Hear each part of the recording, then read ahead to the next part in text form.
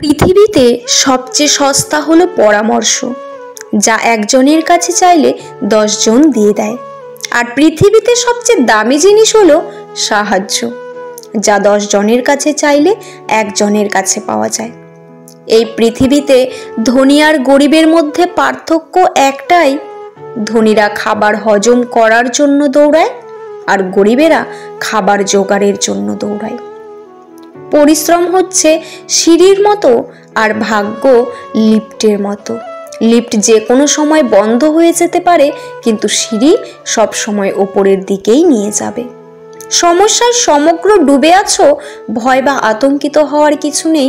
সব সময় ভগবানের ওপর বিশ্বাস রাখো, হয়তো তিনি তোমাকে টেনে তুলবেন, তা না হলে তোমাকে সাঁতার অবশ্যই শেখাবেন। জীবনে যদি কিছু করে দেখতে চাও, তাহলে একলা কিভাবে লড়তে হয় তা প্রথমে শিখে নাও। যদি সুখী হতে চাও, তাহলে জীবনে এমন একটি লক্ষ্য ঠিক করো যা তোমার বুদ্ধি ও শক্তিকে জাগ্রত করে এবং তোমার মধ্যে আশা এবং অনুপ্রেরণা সৃষ্টি করে। একা থাকাটা কোনো দুর্বলতা নয়, একা থাকতে পারাটা একটা যোগ্যতার ব্যাপার।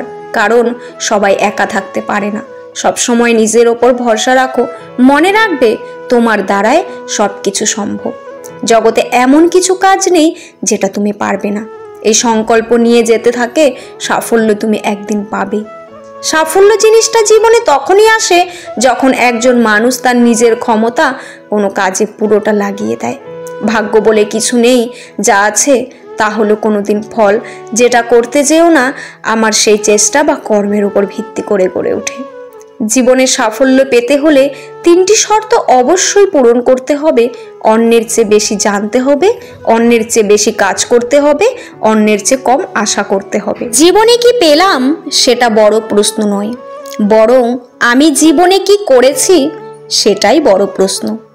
কখনো কোনো কাজে হাল ছেড়ে দিও না, কারণ এখনকার দাঁতে দাঁত দিয়ে করা চেষ্টাগুলি তোমাকে একদিন বিজয়ীর খেতাব দেবে। সময় বেশি লাগলেও যে কোনো কাজ ধৈর্য সহকারে করো, তাহলেই জীবনে সাফল্য ও প্রতিষ্ঠা পাবে। জীবনে অনেক কিছু ফিরে আসে বা ফিরে আনা যায়, কিন্তু সময় কোনোদিন ফিরিয়ে আনা যায় না। তাই জীবনে সময়ের মূল্য বুঝতে শেখো। মনে রাখবেন, যেখানে পরিশ্রম নেই সেখানে সাফল্যও নেই। আমরা সবাই যোগ্য ব্যক্তি খোঁজার চেষ্টা করি, কিন্তু আমরা কেউ যোগ্য হওয়ার চেষ্টা করি না। জীবনে সফল হওয়ার বদলে দক্ষ হওয়ার চেষ্টা করো, দেখবে সাফল্য এমনিতেই চলে আসবে। মানুষের জীবনে আবেগ ও বিবেক দুটি আলাদা জিনিস। আবেগ দেশের ভালো মানুষের জীবনে খারাপ করে, আর বিবেক মানুষকে ভালো মন্দ বাছাই করতে শেখায়। এটা সত্য, আমরা সবাই আবেগের কাছে বিবেক হারিয়ে ফেলি, কিন্তু বিবেকের কাছে আবেগ কখনোই হারে না। জীবনে এমন কিছু করো যে মানুষ আজকে যে তোমার ফোন রিসিভ করছে না, সেই মানুষ যেন কাল তোমাকে গুগলে সার্চ করে। জীবন হলো সাইকেল চলার মতো। জীবনে ভারসাম্য রাখতে হলে অবশ্যই আপনাকে সামনের পথের দিকে চলতে হবে। সততা একটি খুব মূল্যবান জিনিস, যেটা তার কাছ থেকে আশা করা যায় না। সত্যিকারের যোগ্যতা নদীর মতো, কারণ এটি যত গভীর হবে তত শক্ত। পরের উপকার করা ভালো, কিন্তু নিজেকে পথে বসিয়ে নয়। সমস্যাকে দেখে কখনো ভয় পেও না, আর এটা কোনো সময় বলো না তোমার দ্বারা কিছুই হবে না। সত্যের জন্য সব কিছু ত্যাগ করা যায়, কিন্তু কোনো কিছুর জন্য সার্থকতা করা চলে না। মেয়েদের জীবনের ডিকশনারিতে শুধু 2টো শব্দ পাওয়া যায়, অ্যাডজাস্টমেন্ট এবং স্যাক্রিফাইস। চিরন্তন কিছু সত্য কথা। বেশি কথায় মুখ নষ্ট, বেশি আদরে সন্তান নষ্ট, বেশি লোভে জীবন নষ্ট, বেশি নুনে তরকারি নষ্ট, অতি অহংকারে মানুষ নষ্ট, বেশি সন্দেহে সম্পর্ক নষ্ট। আপনি জীবনে যা কিছু অর্জন করতে চান তা সময় মতো অর্জন করুন, কারণ জীবন সুযোগ কম দেয় এবং আঘাত বেশি করে।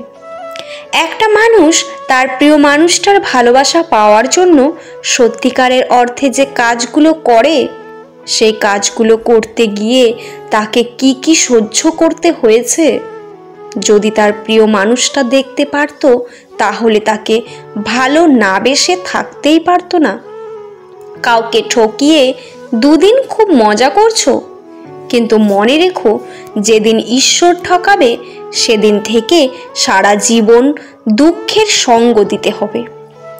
ভবিষ্যৎ এখন আর সেভাবে ভাবায় না, খালি পিছু ডাকে ফেলে আসা অতি ধাক্কা আমি দিয়ে চলে অমীমাংসিত বর্তমান। জীবন এক যুদ্ধ, যেখানে শত্রু নয় নিজের সাথে লড়াই। তাই অলস্যকে পরাজিত করব, নিজের দুর্বলতাগুলোকে জয় করব, নিজেকেই তৈরি করব আরো শক্ত, আরো সাহসী। কারোর ওপর প্রতিশোধ নেওয়ার আনন্দ কয়েকদিন থাকে, কিন্তু কাউকে ক্ষমা করার আনন্দ আজীবন থেকে যায়। ধৈর্য রাখুন, সময় কখনো প্রতারণা করে না। স্রোতের বিপরীতে দাঁড়িয়ে থাকতে পারাটাই সব থেকে বড় চ্যালেঞ্জ। সবাই এটা পারে না। অতীতের সাফল্য অনেক সময় ভবিষ্যতের ব্যর্থতার দিকে নিয়ে যায়, তবে যদি প্রতিটি ব্যর্থ থেকে শিক্ষা নেওয়া যায় তবে দিন শেষে এই মানুষটি একজন সফল মানুষ হিসেবে প্রতিপন্ন হবে। প্রতিষ্ঠিত হতে কেউ সাহায্য করে না, কিন্তু সাফল্যের পরে সবাই পাশে থাকার বাহানা খোঁজে। তোমার স্বপ্ন আর তোমার মাঝে দাঁড়িয়ে আছে কেবল একটি জিনিস, সেটি হচ্ছে অজুহাত। যে মুহূর্ত থেকে তুমি নিজেকে অজুহাত দেখানো বন্ধ করে কাজ শুরু করবে, সেই মুহূর্ত থেকে তোমার স্বপ্ন আর স্বপ্ন থাকবে না, সেটা বাস্তবে রূপ নিতে শুরু করবে। যারা কালকে হারিয়ে খুব ডিপ্রেশনে আছে, এই গল্পটা তাদের জন্য। একটা পাখি আল্লাহর কাছে বিচার দিচ্ছিল যে, আল্লাহ, আমি খুব কষ্ট করে আমার ঘরটা বানিয়েছিলাম, তুমি তুফান দিয়ে ঘরটা উড়িয়ে দিলে কেন বললে? তখন আল্লাহ উত্তরে বলেছিল, তুমি যখন ঘুমোচ্ছিলে একটা সাপ ঘরে ঢুকেছিল তোমায় খাওয়ার জন্য, তাই আমি ওপার থেকে তোমার ঘরটা উড়িয়ে দিলাম। আমাদের জীবন থেকে কিছু মানুষ কেড়ে নেয়, এই জন্য যেন তারা আমাদের ক্ষতিকারক না হয়। একমাত্র আল্লাহর উপর পরিকল্পনাকারী। ভিডিওটি কেমন লাগলো অবশ্যই কমেন্টে জানাবেন। ভালো লাগলে চ্যানেলটি সাবস্ক্রাইব করে পাশে থাকা বেল আইকনটি প্রেস করে দেবেন। পুরো ভিডিওটি দেখার জন্য আপনাদের অসংখ্য অসংখ্য ধন্যবাদ। ভালো থাকবেন।